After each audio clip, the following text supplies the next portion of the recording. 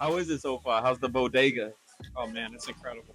I go And to it regularly. some of the best mods you can ever get, right? No, I'm about to dig into one of these tacos. You ever tried this shrimp? I think I've tried one of them before. This is like our own version of hot wings or hot ones. The bodega. We're sipping on this Doritos guava. I rated it a 9 out of 10. Yeah, you know I need that chipotle hot sauce seasoning. What you know about that?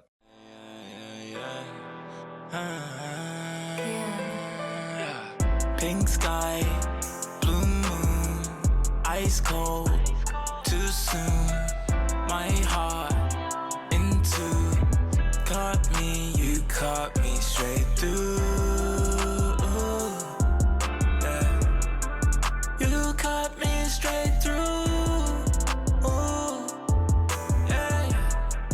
You caught me straight through. So, tell me a little bit, Goon. Like, tell me about Celestial. Like, how did you come up with that beat altogether? So honestly, this actually would have started when Charlie and I went to this Childish Gambino concert. So we're at this concert, we're enjoying the wide range of styles that Childish Gambino is able to embody, Right. especially the different tracks too. Some of them are like for the club. Some of them are also a lot more melodic. They have a lot of build up to it. And basically, the reason this all kind of even, the idea even came to, the conception or even fruition, this conception. My buddy Kevin, he was at that concert too.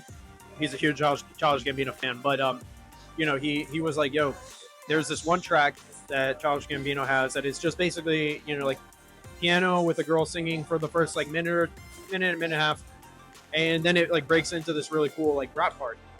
Well, if you think about it, it's almost just like Celestial, but not without copying it, but just keeping that in mind. Mm-hmm. We started off with like a really pretty piano, and Carly, worked her magic. And you want to mention a little bit? I'm at the part where we made the piano track, and when we made the track, he showed me the piano piece, and we were kind of trying to figure out like how we could make something work. So in the beginning, I came in with something more like melodic, really no lyrics. So it's kind of like what we were going for.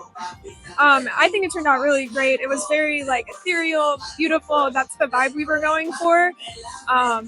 But the beat really carried it. So, I mean, once Charlie's vocals were on there, I think it really set the stage for like, Mm-hmm. all right, we got this really cool, epic build up that's really pretty and it's very ethereal, like Charlie said. But now we need that punch, we need that hit.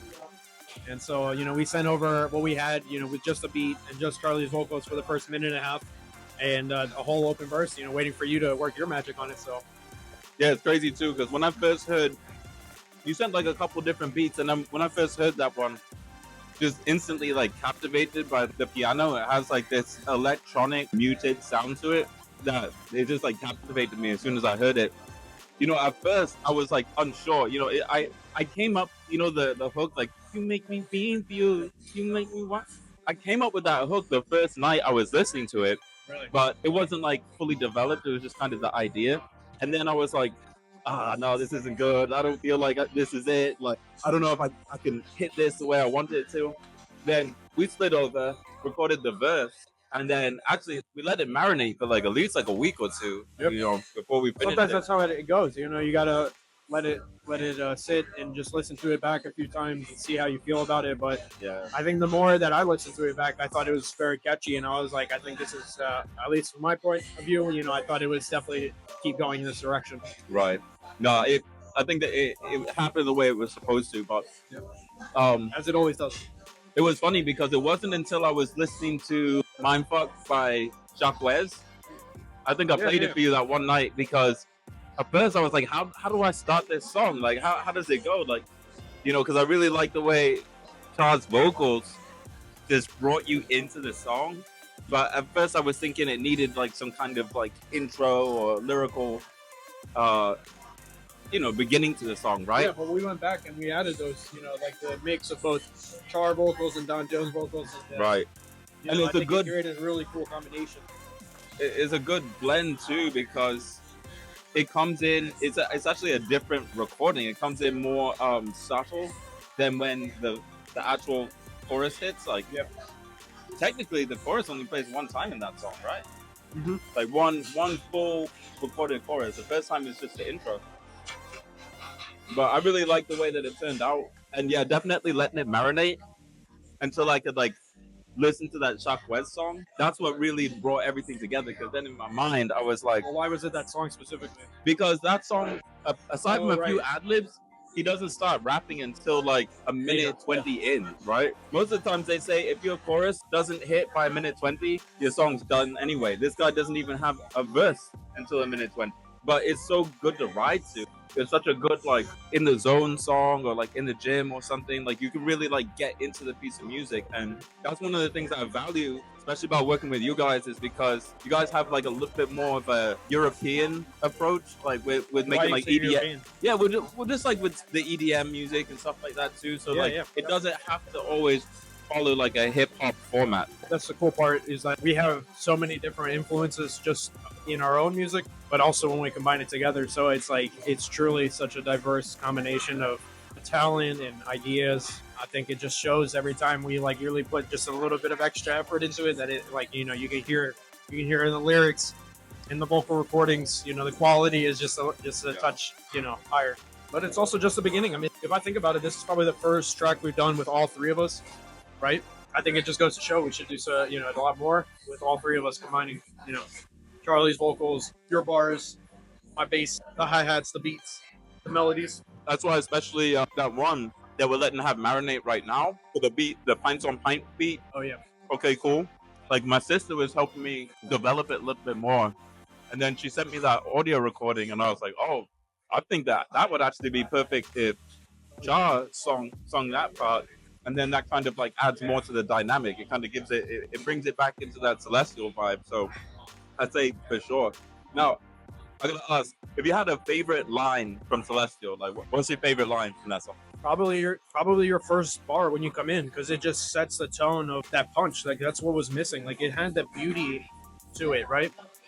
Right. That nice ethereal feel. But then once your part fully comes in, it's like the part that hits the most. You know what I'm saying? You got the beat knocking, you got your catchy lyrics, exactly like Plaza de las Aguas. Once you've heard it once, the next time you hear it, you're already like expecting it, and you kind of like you're waiting for that part to start to just jump in and like hit you. Yeah, it's crazy too, because I don't know if I told you this. I was given a ride to a lady this morning. Her car's like broken down, or it's in the shop right now, so I hope to like get to work. And then somehow we just got on the topic. I was like, oh yeah, like I do music and stuff too.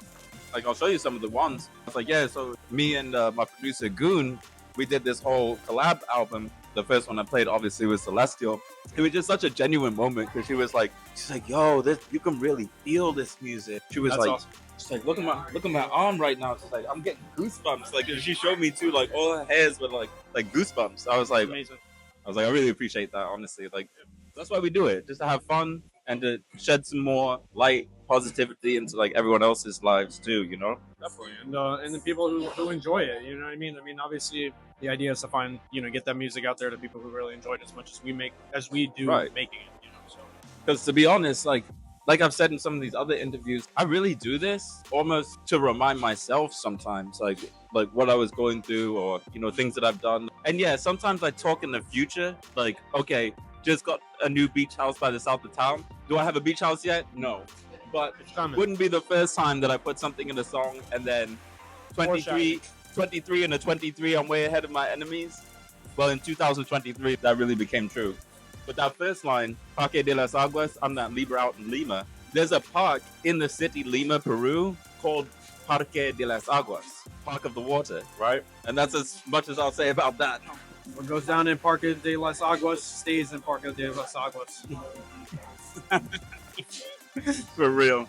But yeah, obviously that Libra out in Lima and Libra, right? Like they sound similar. And then when I was out there, I was doing like graffiti tags. So I was like, yeah, I'm leaving my mark in Lima. Where'd you leave it? Everywhere. So they gonna know for sure I'm not Libra out in Lima. This is like too frozen. Those wings are incredible, bro. What is going on? I guess it froze too much.